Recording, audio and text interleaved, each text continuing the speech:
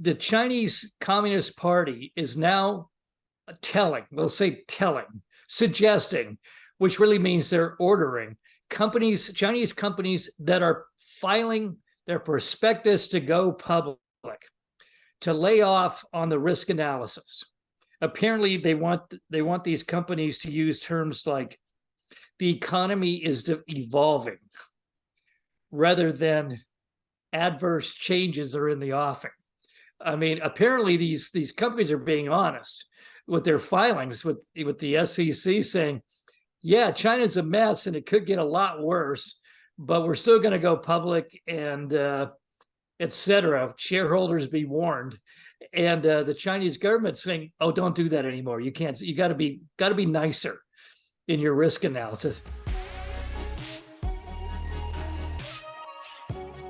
Hi, everyone, and welcome to the Friday, August 18th installment of the Silicon Insider, the only uncensored look at life and business in Silicon Valley.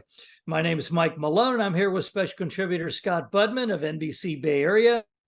Our producer is Jordan Henderson. Our East Coast correspondent is Bob Grove, who I'm happy to say is on the mend and back in the game. And our host is the Silicon Valley Business Journal. Okay, it's great to see you in a car instead of a studio. This reminds us of the earliest days of this podcast when we were actually recording out of the cab of my pickup truck. Some days we're in a car on the go. Yeah. Hello. Yeah. Okay. Interesting news this week coming out of Intel. Apparently, Intel had a really good deal with a company called Tower Semiconductor in Israel. They were going to buy that company for, I think, $5.4 billion. They're a chip maker. They're a fabricator. And it looked like it was going to be a great deal for everybody because Intel doesn't want to keep fabbing its older chips in these brand spanking new facilities it's building. And so it needs to increase its footprint in fab. Deal was all approved everywhere. And then China steps in and their regulators put the kibosh on it, and the deal is off. Now, you can kind of understand why China's doing this. The obvious business reason is that they make low-end chips, and they don't want to, they don't want competition inside of Intel. They want Intel to keep, sending them business. On the other hand, it also seems to be quite connected with the whole economic battle going on between the U.S. and China. And this is just kind of a way of sticking it to a U.S. company. What do you think? I've read analysis that says both, actually. And we've talked about this before with global industries like the chip industry and the whole flat earth thing. It's not just passing U.S. regulation anymore, or even regulation between the two countries that the deals, would affect. It now has to pass the EU. It has to pass China inspection. And in this case, there are all sorts of reasons why China might have kiboshed the deal, but they did. And I think it should be a red flag warning to companies that want to do big deals globally, because you now have to please everybody. And some countries are either going to be at rivaling you economically and or rivaling you politically, and that could come into play. Well, I mean, an awful lot of U.S. tech companies have left China now. And the country seems to be, as we've discussed, in a serious economic crisis. And apparently it's getting the 7 plagues of Egypt, too. I mean, it looks typhoons and floods and everything else. Why didn't Intel just tell China to go pound sand, go pound silicon sand? That they don't need them anymore. I mean, is the Chinese consumer electronics products industry that big that they can tell U.S. semiconductor companies what deals they can make?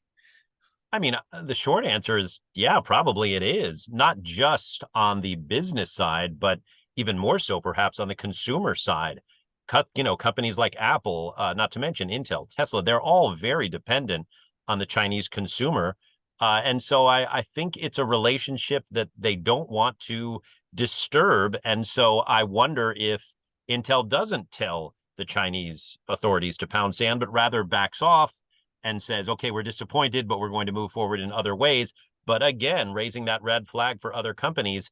that there are lots of potholes ahead if you want to consummate a big merger. Yeah, well, I think it's very interesting that what this is going to do to Intel. Intel has Gelsinger, the CEO, has publicly stated that his goal is to make Intel once again the world leader in transistor performance and power performance at the chip level by 2025, and they're racing fast. It seems like Tower was kind of a second tier part of that process, that if they could just get their existing chips and the user base for them moved out somewhere else, they could really focus on driving using these new fabs to try to regain leadership in the chip industry, especially in the US. You think this sets them back? I do. I don't think it sets it back a whole bunch. I mean, Intel has been its own worst enemy for what, a couple of decades now. So no one deal could really hurt it that much. It needs to change its focus. It needs to get into the mobile game, et cetera, et cetera. It needs to get into AI, into smart cars. And this might have helped, but I think Intel and its CEO know that one deal wasn't going to be the difference, and it still needs to make changes before it becomes a really, really relevant chip company again. Well, I think it gives an interesting vision of what's going to happen in the semiconductor industry, that Intel is going to try to keep all the high-end stuff now in the US and really start building up fab around the world for the cheaper chips, the lower performance chips, the consumer chips, and that kind of thing. The kind of thing that China was leading at. I think we may see Intel trying to buy up other places around the world. And that'll be an interesting question if China is going to try to veto all of that move. Yeah, I mean, look, we've just spent, 5 minutes talking about Intel? Nobody else does, because everyone else is talking about NVIDIA and Qualcomm and even AMD. Intel really needs to find a way to be relevant again. If it's buying other companies, cutting deals in other countries, great. But nobody's talking about Intel for 5 minutes at a time right now. It's just not in the game as a big player right now. Yeah, but we're in the Valley and we're thinking about this stuff. Yes. And we've seen all the other companies take off, and Gelsinger seems to be playing very close to the vest on what his plans are. I mean, you got the U.S. government to give him a ton of money, that sort of thing. Though there are rumors that Intel may have another big layoff of several thousand engineers and employees. So we'll see. But he still seems to think he can pull this off. We'll see. I mean, this company's been out of the game long enough. It may not have the energy anymore, the vitality to be hired and been able to hire enough really good employees as a mature firm to actually act like a really fast moving hot chip company again. We'll see. Okay. I saw this one in the Wall Street Journal. It came out of the blue. Kind of interesting. Have you ever heard of a company called BREX? BREX? It's a credit card company, commercial credit card company. Okay, it turns out that the collapse of Silicon Valley Bank, the stories we were all told was all the money that came out of SVB went flying into big, safe, old, mature banks like JP Morgan Chase. But it turns out that $3 billion of it went into this company called BREX.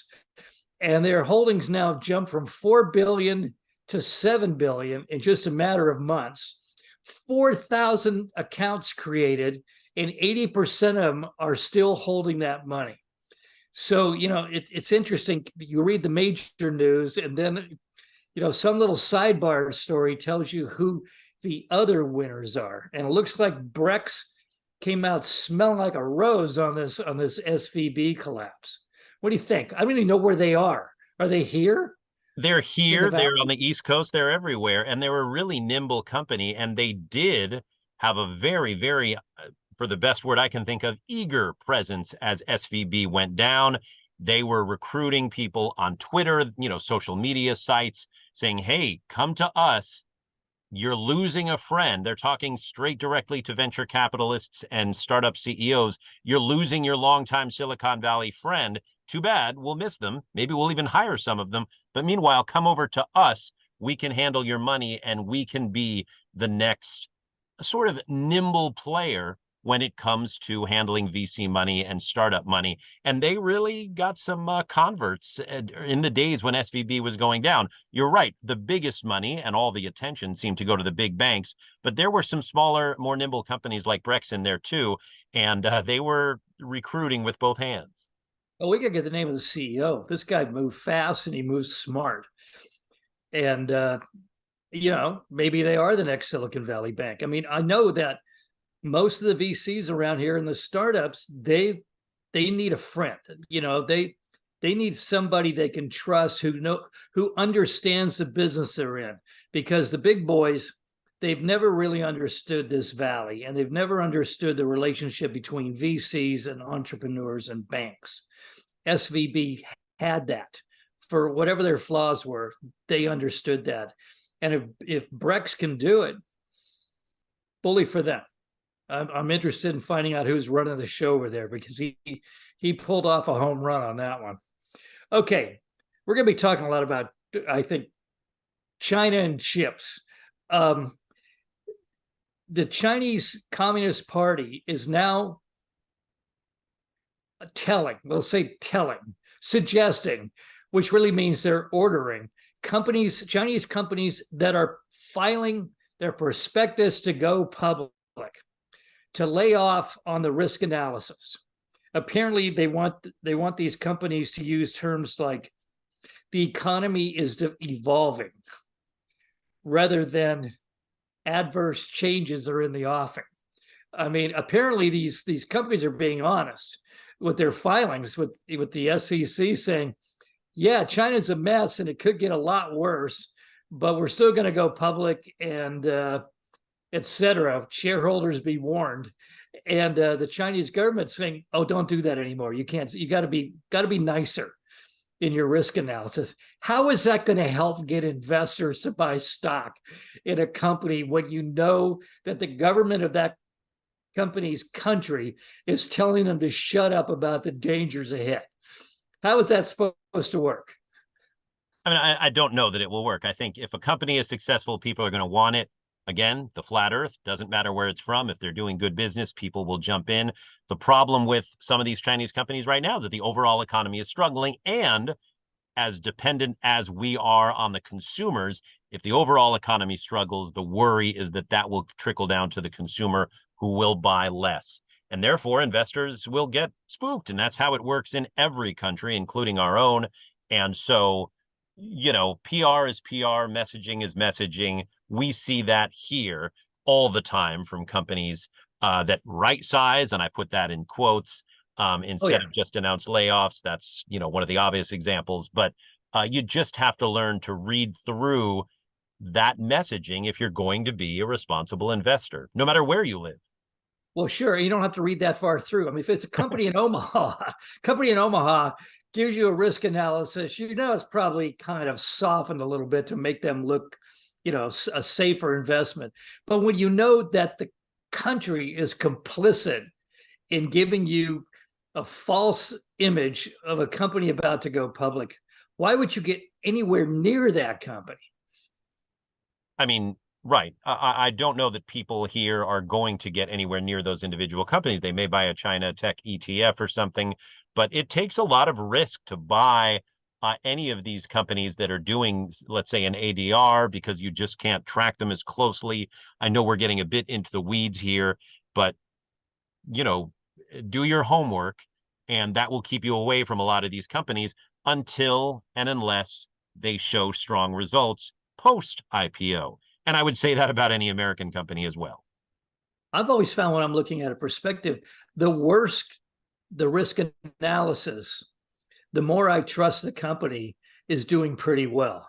I mean, I remember reading Google's prospectus, had a really strong risk analysis of everything that could possibly go wrong. And you think to yourself, these guys are pretty damn confident in their future if they're willing to talk about everything. So anyway, we'll see the effect. I think Chinese companies have a lot worse things to worry about right now than the nature of their risk analysis statements. Okay, Wall Street seems to be more confident these days. There's a lot more talk about a soft landing. Maybe we'll escape the potential recession and all that. But there's one counter indicator that people don't really notice, but because we're down into the weeds again, but it's worth watching. And that is that long-term US Treasury yields are now below those of short-term. And that's called a inverted yield curve. I remember from business school, grad school. It suggests that there's some kind of underlying concern about the health of the economy long term, that people are, giving more credit, seeing more investment in long-term, short-term yields than long-term yields. That's not a sign of optimism. So it's not something we normally look at. So you don't get up in the morning and you look at bond yields, though apparently a lot of people will tell you that's actually the way to live in this world if you're going to be an investor. But as long as this is inverted, this is a concern, because it's often been a harbinger of recession, that it correlates pretty closely as opposed to some of the other indexes and indicators. Well, look, if you're talking about recession, the news hasn't been better than it is right now for a long time. There's a lot of fear of recession. In fact, we had inflation, we had interest rates rising. Now inflation has slowed. The outlook for interest rates seems to slow as well. But look where we are. Prices are still fairly high. Mortgage rates above 7% right now as you and I speak. I realize they fluctuate quite a bit, but there is a feeling that even with fairly low unemployment rates, decent wages, and price growth slowing, it's still an expensive market out there. And I think that's why people are worried about the long term, because things tend to change so quickly in the short term. And so you see these surveys that come out, whether politically as we head into another election season, or just flat out economically, that people will say, hey, my job is good, my wages are good, I've got what I want, I'm housed, et cetera, et cetera. How do I feel about the economy? I'm very negative. And so, people are just nervous, and I don't know how you turn that around, because even in good times, people seem to fear whatever it is that's just ahead.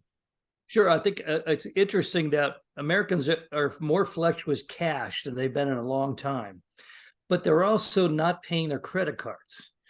That credit levels, debt is climbing very fast, and that's a weird counter indicator too. I'm not sure what it means.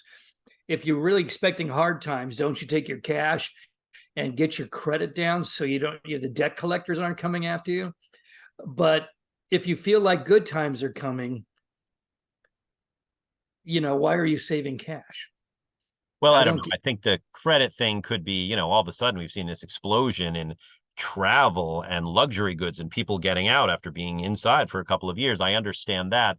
But you're right. The surprise is, A, people are running up credit debt, and B, at least responding to these surveys by saying, no, I'm not that confident about my economic future.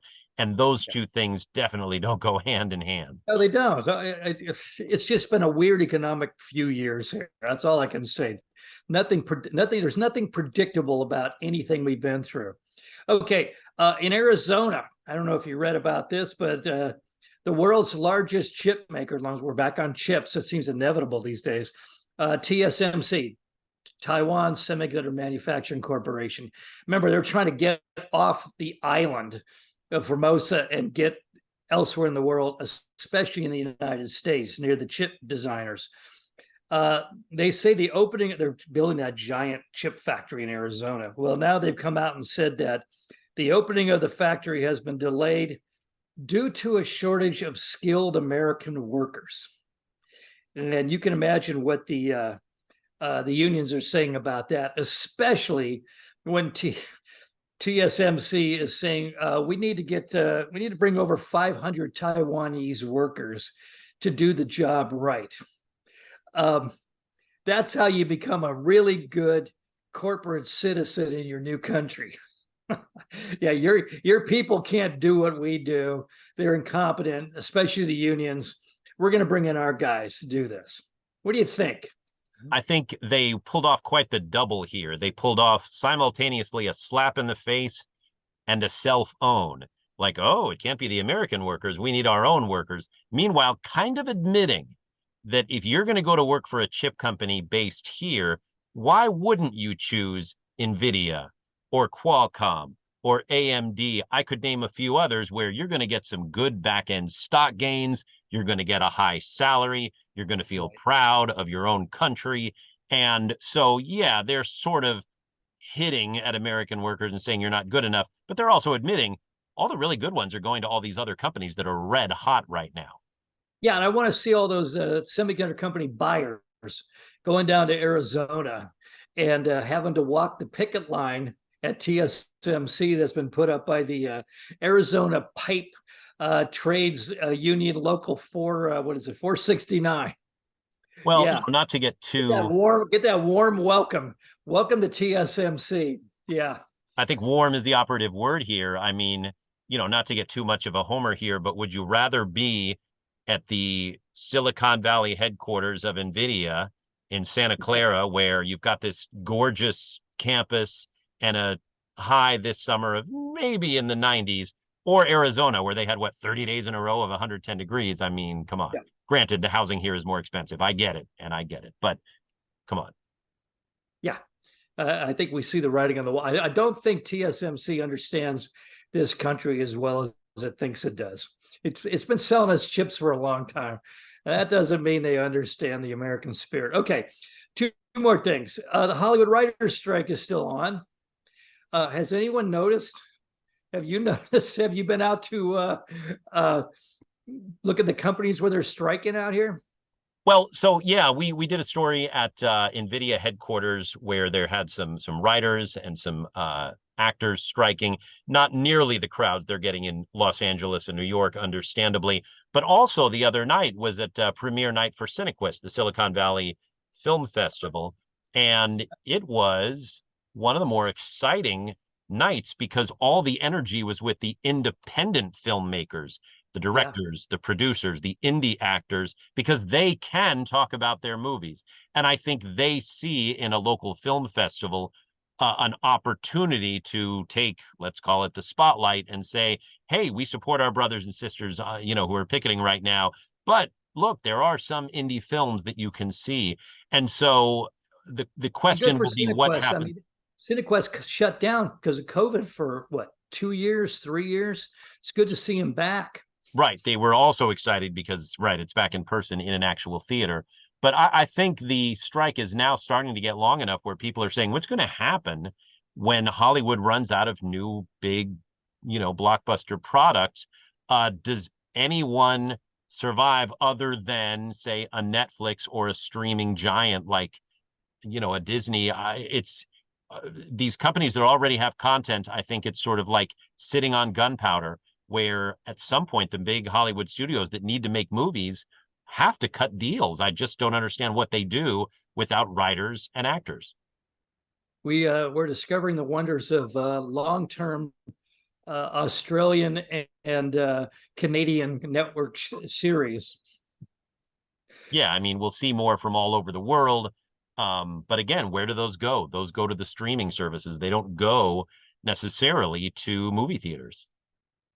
That's correct. We'll see. For now, there's 11 seasons of McLeod's Daughters. So welcome to Australia. Okay, finally, and related to you, I'm sure you're taking this one personally. TV viewing has dipped for the first time ever below 50% of people looking at screens. Comments, thoughts? Have you become a historic anachronism now in network television? I mean, goodness, I saw this the other day. I tweeted it out right away. It started a conversation. It's absolutely understandable. I mean, who do you know under name the age that says, oh, my first choice is broadcast television. I mean, unless it's sports and, bless them, news, people are turning to streaming much more often. The streaming numbers were much higher than either cable or broadcast TV, which you're right, combined, was below 50% for the first time. I think you have to be nimble. There is a reason why I say yes to my friend who has a podcast. There's a reason I say yes to people on the radio. There's a reason I keep up my social media feeds. If you want to reach people, you have to go where they're going. And we love to bring them to TV, but you have to reach out to them first. And their default is streaming media and stuff they download. And I get it. Look at my life. Right. And I was a newspaper man. I watched people stopping reading newspapers, watch television my whole life, but I find I spend more time looking at this screen than I do at the television screen. And well, I know you have millions of Twitter followers, and around the world. I mean, it's a measure of our modern life that this is the way it is. Well, and it's not millions, but right, bless you. Still has a place, Yeah, and it says something about our times that if someone's going to come up to me on the street, it has been this way for a bit now. They're more likely to say, "Hey, I read this on Twitter," than "I saw this on TV." And I know I'm not just speaking of myself. That's where people get their news, and I get it. We have to reach out. These are sobering numbers, but they're numbers that especially those of us in the Silicon Valley saw coming a mile away. Oh yeah. I saw that in newspapers 20 years before it became obvious that newspapers were losing their subscribers to the graveyard, not to competition. Yeah. Okay. Well, on that happy note, that's it for now, folks. You can find us on. Now I'm going to list all the screens.